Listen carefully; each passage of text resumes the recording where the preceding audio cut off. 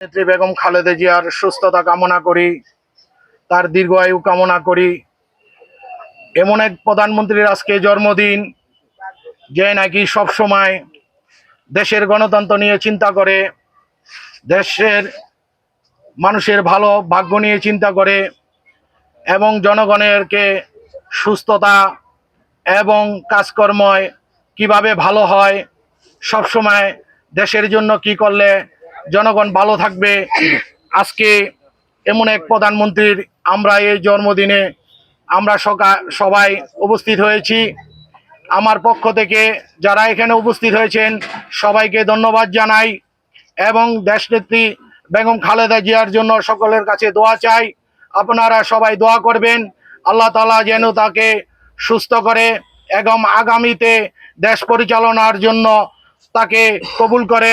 এবং আমার রাজনীতির শিক্ষক এবং রাজনীতির গুরু, যার নির্দেশে আমি আজ রাজনীতি করছি প্রায় 25 বছর যাবৎ, আমার রাজনীতি গুরুর জন্য জনাব জাকির খানের জন্য সকলে দোয়া করবেন। আল্লাহ তাআলা যেন তাকে জনগণের খেদমত করার জন্য সুযোগ দান করে। যদি দল চায় আগামীতে ইনশাআল্লাহ নারায়ণগঞ্জ 5 আসন অথবা মেয়র ইলেকশন যদি দল তাকে মূল্যায়ন করে, ইনশাআল্লাহ সেই নির্বাচন করবে। আমি গ্যারান্টি দিয়ে বলতে পারি, নারায়ণগঞ্জের যদি কোনো জনপ্রিয়তার শীর্ষে থেকে থাকে একমাত্র নেতা জাকির খান।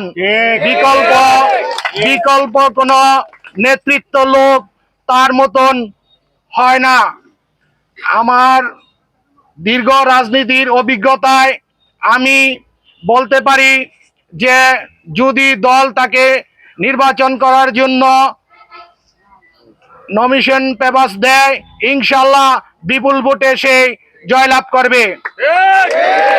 আমরা দেশের এবং জনগণের যে খেদমত করার নারায়ণগঞ্জে যে যানজট, এই যানজটের নিরসনের জন্য একমাত্র ভালো ভূমিকা রাখার লোক একমাত্র জাকির খান।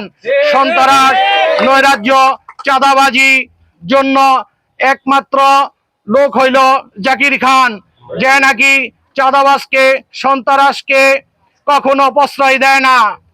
এমন একজন নেতা আমার জাকির খান, যা নাকি রাস্তার কৃষকের দৈরা রিক্সা চালক পর্যন্তই, জনগণের নিম্ন শ্রেণীর ভিক্ষুক পর্যন্তই সরাসরি তার সাথে তার বাসায় গিয়ে ছবি তুলতে পারে।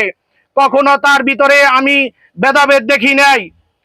সে সবাইকে বুকে ধরে এবং ছবি তোলে। এমন একজন নেতা যদি এমপি আগামীতে যদি দল তাকে নমিনেশন দেয়, ইনশাআল্লাহ সব সময় দেখবেন জনগণের খেদমত করার জন্য সব সময় সে নিয়োজিত থাকবে। এবং দেশের তিনবারের প্রধানমন্ত্রী দেশনেত্রী বেগম খালেদা জিয়ার সুস্থতা কামনা করি এবং দেশনায়ক তারেক রহমানের সুস্থতা কামনা করি। এবং দেশনায়ক তারেক রহমান যেহেতু অতি শীঘ্রই বাংলার মাটিতে এসে জনগণের নেতৃত্ব দিতে পারে, এই জন্য সকলের কাছে দোয়া চাই। এই বলে আমার বক্তব্য আমি এখানে শেষ করলাম। আসসালামু আলাইকুম ওয়া রাহমাতুল্লাহি ওয়া বারাকাতুহু। আমার নেতা, আমার অহংকার জনাব জাকির খান জিন্দাবাদ, জিন্দাবাদ।